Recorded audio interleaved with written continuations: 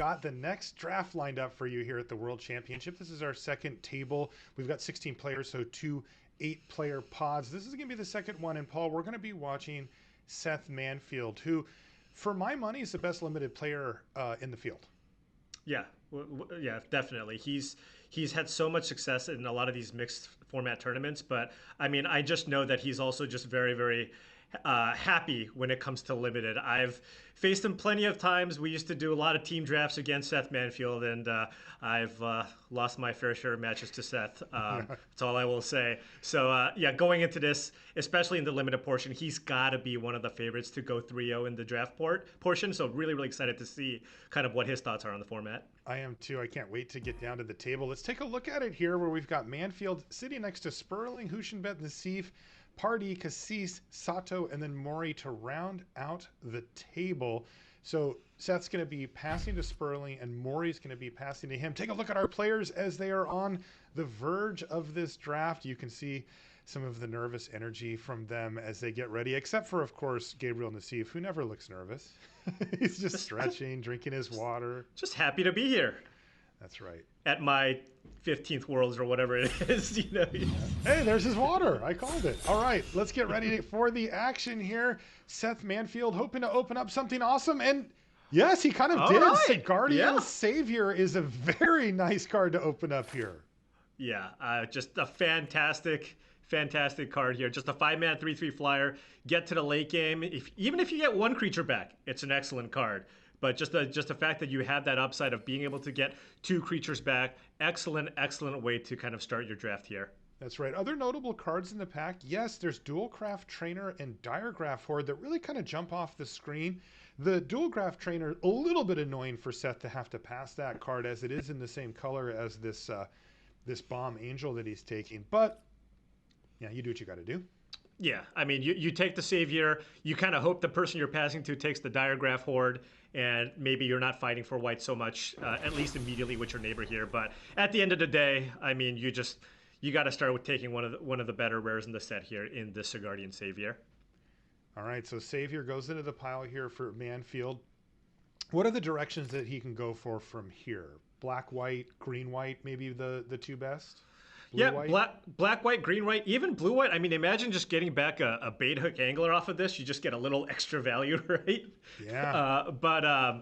But yeah, I mean, this is the type of card that really just you'd be happy to have this in any deck with white.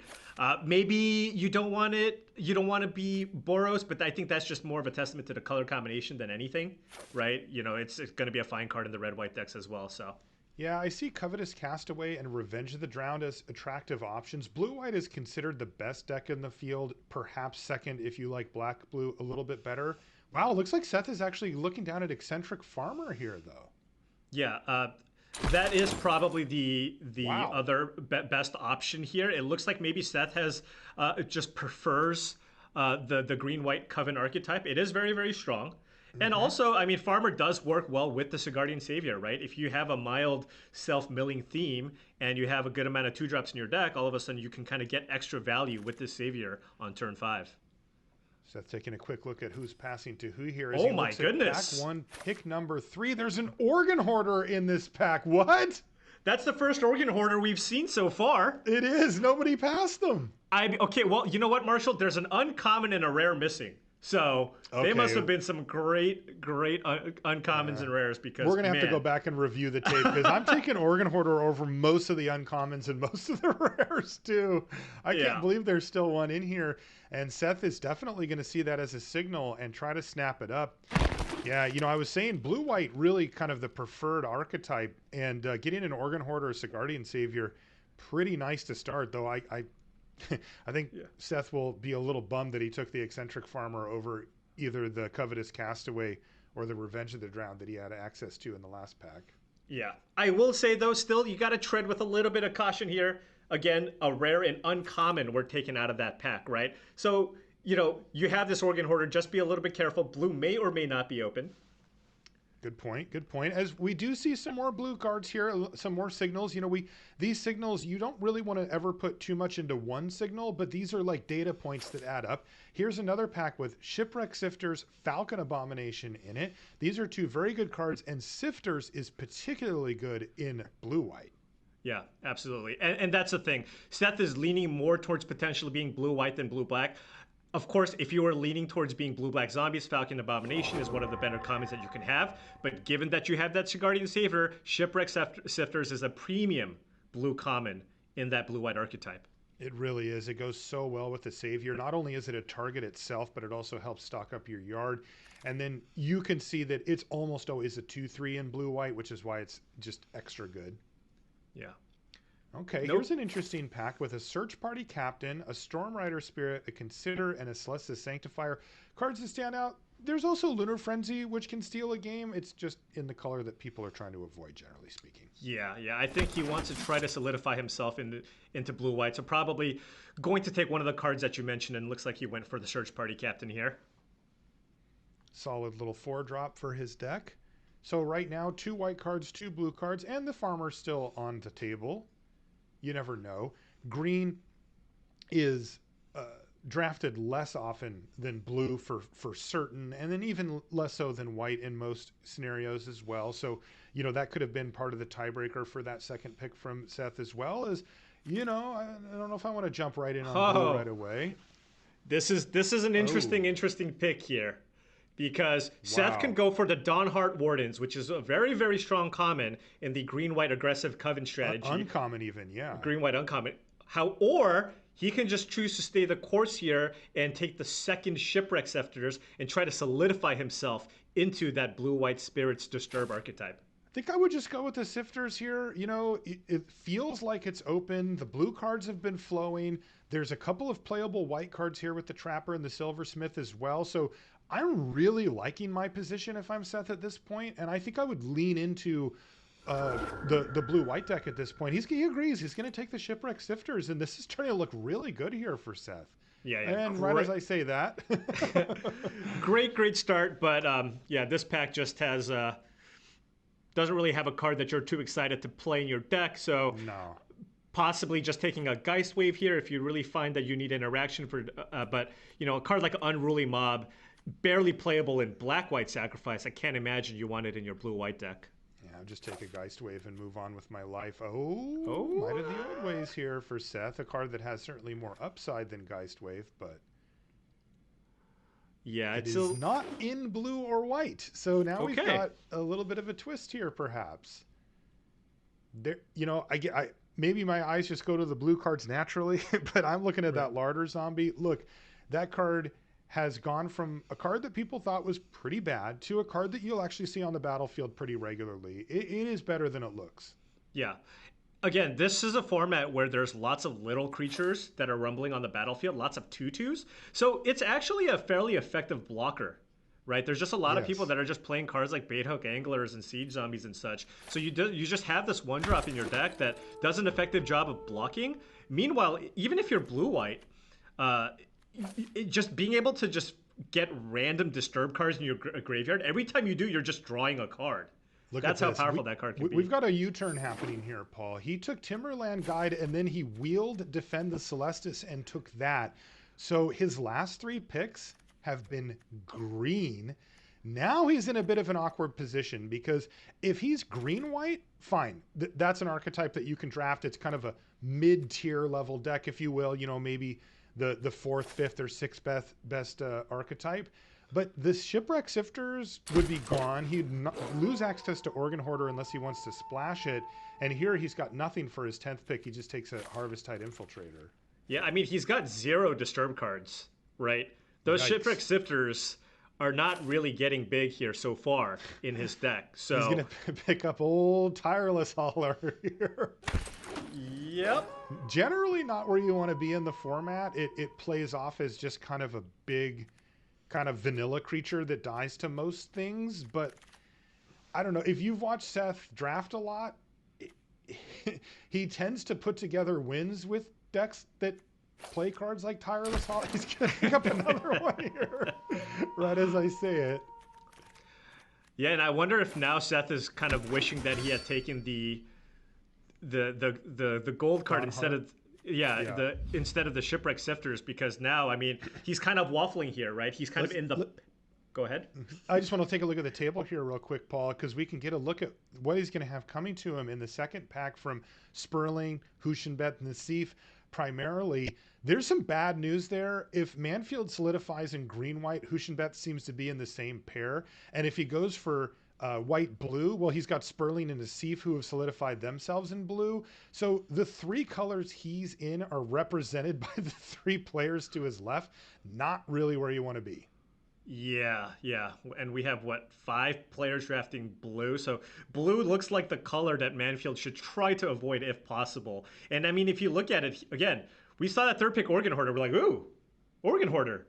But then we didn't really see a whole lot of other blue cards. So maybe it's one of those situations where Seth is going to identify that blue's not open and he's going to go for the pivot here and try to go for green right instead. Because, you know, sure, Tireless Hauler is not a good card, right? Might of the Old Ways is not a great card, but you know, a lot of the cards that you're tabling that are somewhat playable are in green. So it looks like he's at least giving himself the option of trying to pivot maybe into that green-white Coven deck. Let's see if he can do it here in pack number 2. This is really a critical pack for Seth, as he needs to figure out where he's at. He's kind of evenly split among his 3 colors, and that just won't do. He really does need to buckle down here and figure out exactly what colors he's in, particularly with these. And what is, oh, he opened a Graveyard Trespasser, really good rare, but it's in black.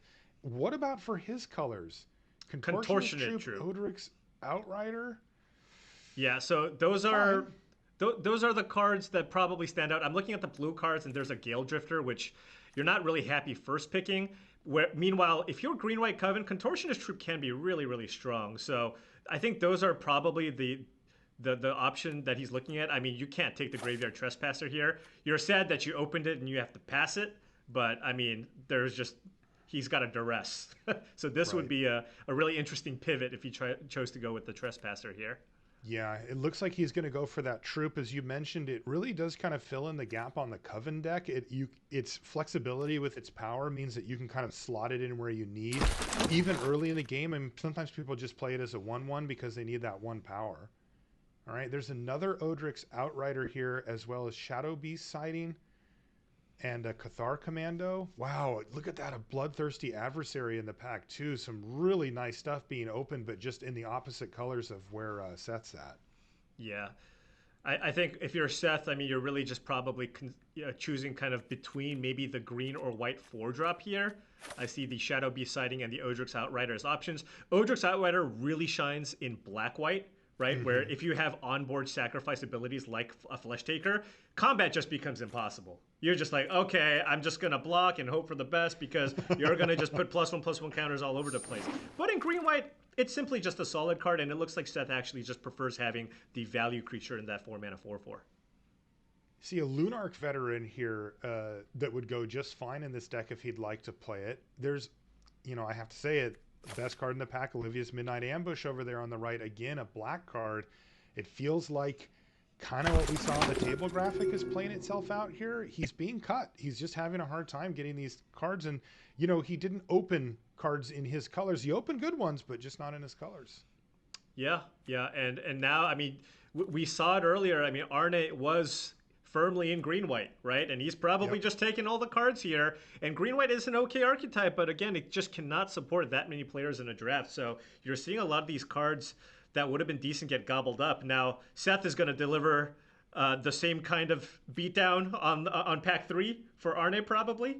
But right now, I mean, he's just not seeing a whole lot here. Yeah, overall, this is advantage for Seth because he's the one who's passing 2 packs that direction. He's going to take a Candle Trap here, a removal spell that you can put in your deck, but it's definitely underperformed. Here is only pick as a Bird Admirer, and wow, is he getting cut. I mean, look at this pack. There's one green card that you could play. There's also a Plummet. There's no white cards at all. Yeah, and Bergenmeyer can be an okay card. Typically not what you want in green-white because you want to be a slightly more aggressively slanted. I don't think I've ever said no to a Bird Admirer, Paul. Just all that. Yeah, toughness. but you draft slower decks. I do. It's true. There's a Bounding Wolf, Might of the Old Ways, and then another Unruly Mob. Old Stick Fingers makes an appearance here, but that's not in the colors here for Seth. Seth currently only has 1 2-drop. He might want the Pestilent Wolf. He went with the Bounding Wolf this time. Candlelit Cavalry to add to his overwhelming amount of mediocre 5-drops if he wants it. He could go a little lower on the curve with Ritual Guardian, and you don't see Sun Gold Barrage played that often. Maybe a card he could have for the sideboard if he likes. We are playing, of course, best 2 out of 3 here. Yeah, and it could potentially be a necessary evil just because green-white, that color combination doesn't lend itself to too much interaction, too much removal. So he doesn't have a duel for dominance or anything like that, so might be interested in picking one up at some point in the draft. It's going to take Howl of the Hunt, not a card that's performed well in the format, but, you know, I'm starting to look at cards like that if I'm Seth. You know, that is a high upside card. It's also a very high downside card if you get disrupted while you're casting a Howl of the Hunt. But, boy, you know, he's got kind of a deck with a lot of power and toughness and not really anything else going. This looks like a little bit of a flat deck here for Seth. He needs some punch to this thing. Yeah, though I'll say it again, he's pretty good at drafting decks like this and winning with them. He showed me decks before that I was like, well, I didn't look very good. He's like, yep, 3-0, you know, day 2 of a GP or whatever. Yeah, I mean, this pack 2 was just an absolute disaster, right? It was really bad. He got no white cards, right? He got a Lunarch Veteran out of this pack and a bunch of just green commons, right? And not even the good ones. Yes, so this is a really tough pack here for Seth. Yes. Yeah. Now Seth isn't hiding a bunch of cards, so you know maybe if he trims it down to about 14 to 15 cards, it'll look a little bit better. But you know he's got some holes he needs to fill here. He's got 1 2-drop in his deck if he wants to go green-white. I really doubt that he's looking to go blue-green here. He hasn't seen any blue cards, and the Sifters doesn't really do that much if you're not playing a bunch of Disturb cards or Spirits. So, I mean, he needs a strong pack 3. Now, he is positioned to get those cards in pack 3. But right now, he's got to be feeling a little nervous. Agreed. The Sigardian Savior that he first packed is looking fairly mediocre at the moment with just the Timberland Guide.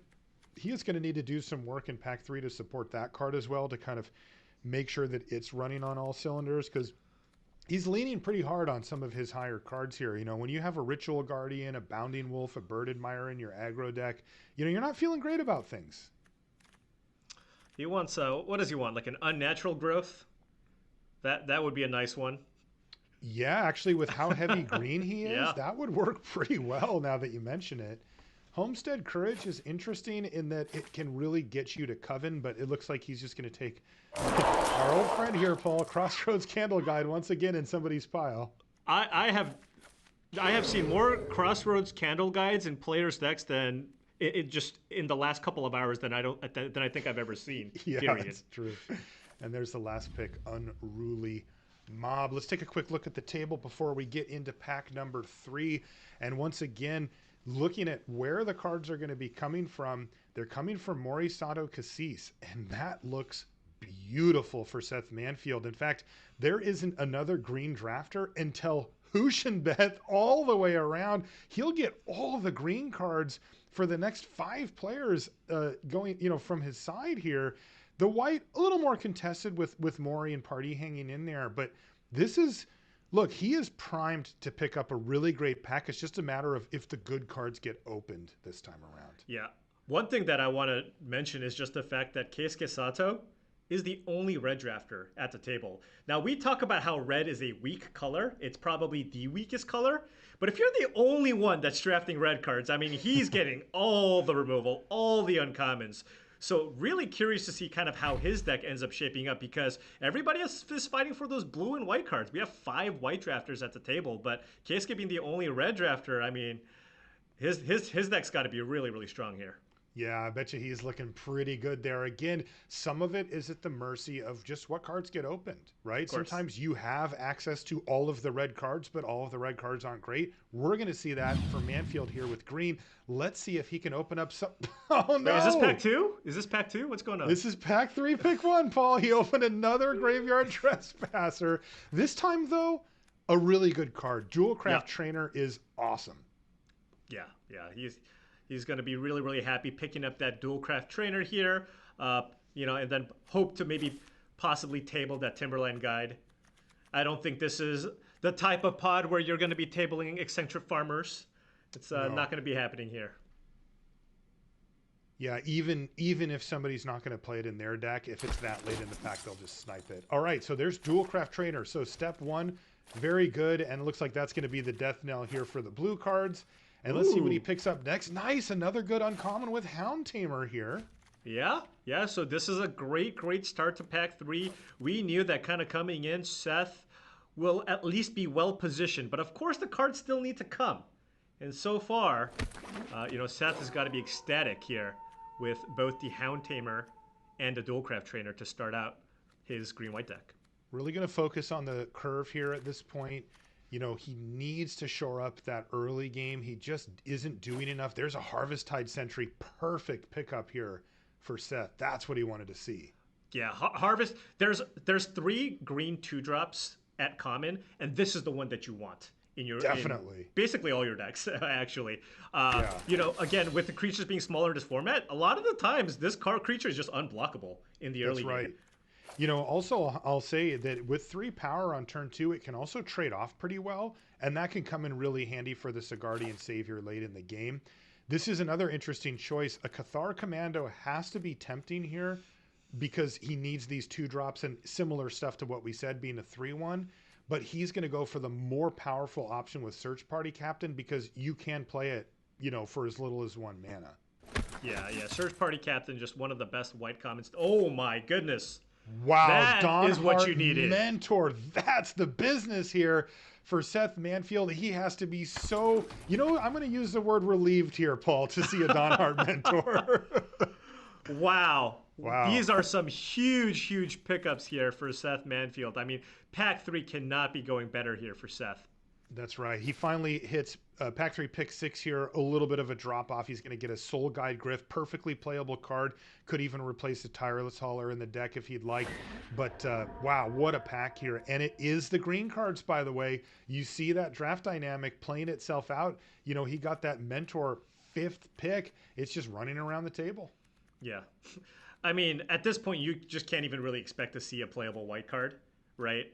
It's just probably all being soaked up by the other 4 white drafters at the table. But hey, look, he's still picking up a ton of these great green cards. But now we're kind of getting to the point in the pack where Arne is probably taking up some of those green cards. So yeah, that's right.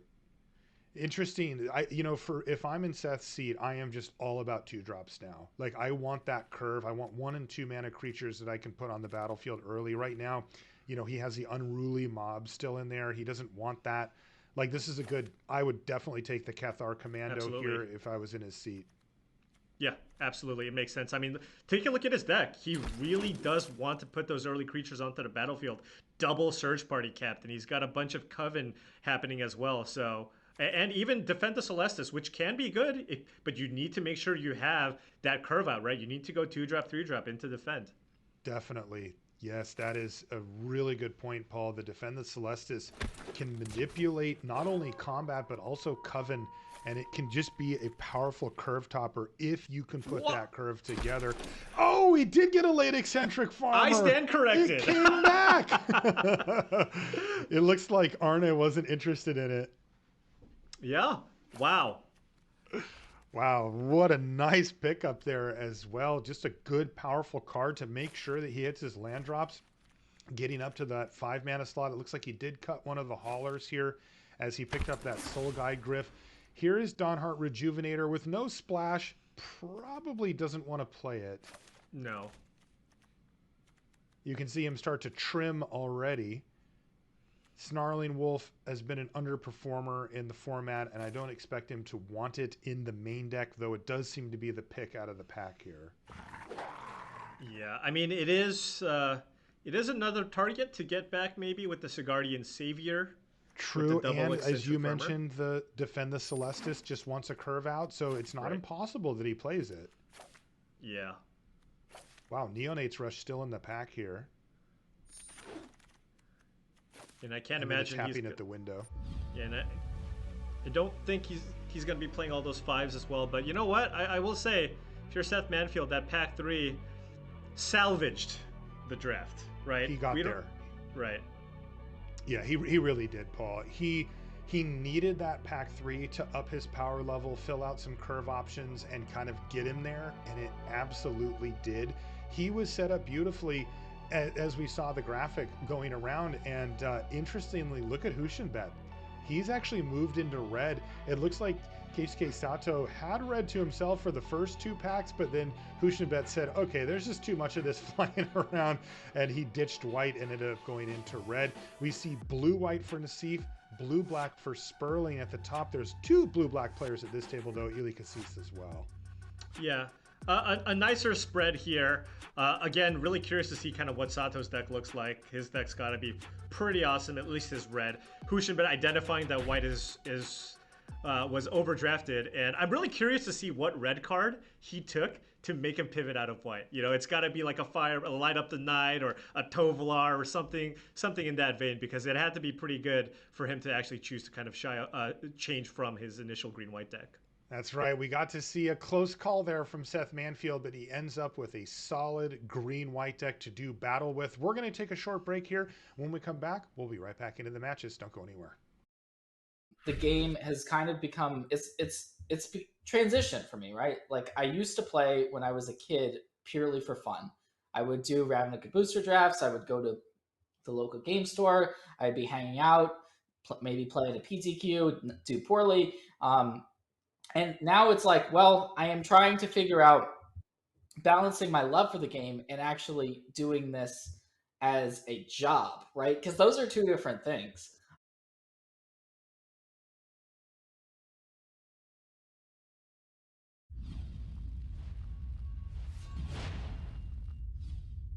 Extinction event here. We'll get rid of the blocking tokens, and the thing is, those scholars, even though they're tokens, they do have a converted mana cost, because they're copies. They're not like regular tokens that don't have value. They are odd. Yep, they cost 7. So here we go. I'm not going to curse myself here, but this is 5. There's looks only like one 5 flyer. Damage. This looks like 5 damage, and Eli Cassis now poised to snag himself a slot at the World Championships. Let's go. And a slot in the MPL, and he can't believe it. He's finally got there. Couple of little road bumps on the way, but Eli Cassis, mate, stand up, take a bow.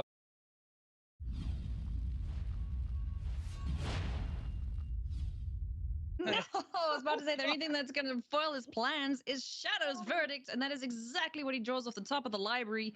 Palaka Predation is going to take a look and get rid of Gigantha, sees the two giant killers in there, and there's the stomp! There we go. Off the top of the library in spectacular fashion. That is Matt Sperling into the World Championship. That's the way we like to see it happen. Yes. Wow. Oh my goodness. What a back and forth game.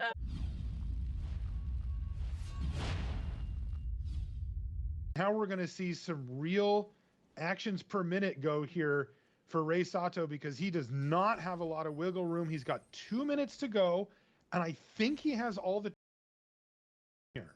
Yep, I think he's got Vadrock, he's got Lordrakis, he's got Prismari Command, he has access to Unsubstantiate in the graveyard. So those are the 5 cards, right? So he's got plenty of mana, doesn't have to worry about. I think he can do it. I think he should have enough time to do it. It's going to be very close. His clock's running this whole entire time, Yep. but he knows this deck inside and out, and he only needs to do it for 4 more times to get this thing dead. He's at 1 minute and 30 seconds. He should have enough time to do it, but oh my God, my heart is pounding. Okay. And it looks like Riku Kumagai is going to be the nice one here and scoop it up. That puts Rei Sato into the World Championship. You can see by the look on his face that wasn't the cleanest win for him, but he will certainly take it over his teammate Riku Kumagai.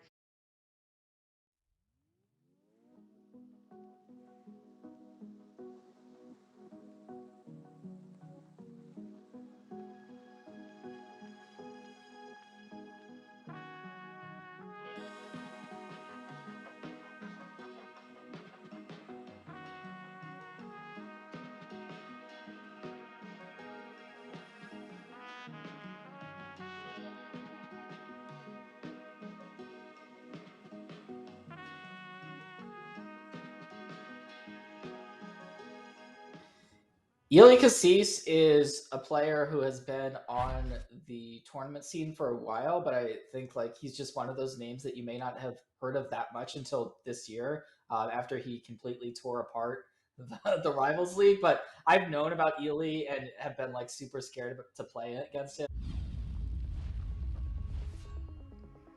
Welcome back, everybody, to coverage of World Championship 27. Maria Bartholdi joined here by Corey Baumeister. We just got a chance to see Seth Manfield draft. Let's take a look at the table and find out where all of our players in our second pod ended up here. Corey, what's the big picture? So the big picture here is we see people like Seth Manfield that had to kind of pivot right away when he was getting his colors really cut from him. There was a couple players that had to do that. There's some surprises when it comes to color switches at the end. And then there's some players that just stuck to their guns and kind of got rewarded to do so. So really interesting draft too, Maria. Yeah, first draft was super interesting, and the second one really interesting too. So really cool stuff to see here, Corey. Overall, what do you think of Seth's deck? So overall of Seth's deck, I don't love it too much. I don't think it's that great. He was on his way to a really great blue-white deck, but all of a sudden got really cut. And I think Seth, for the seat he was in, did a great job drafting. I think if he didn't get off blue immediately, he was going to be in for a true train wreck situation. And let's be honest, I've seen Seth 3-0 with way worse green-white decks throughout his career. I think it's in his wheelhouse, that's for sure. All right, let's take a look at the grade that we gave Seth Manfield for this green-white deck list. That's a C, right in the middle of the road. Well, we're going to take a look at all of these players' deck lists and their grades. What did Seth, though, think about his draft? I'm interested to hear from him. So I tried to be blue-white, and the blue cards completely dried up, and green was being underdrafted, is what it seemed like. So I opened a first pick white card, and that was just it.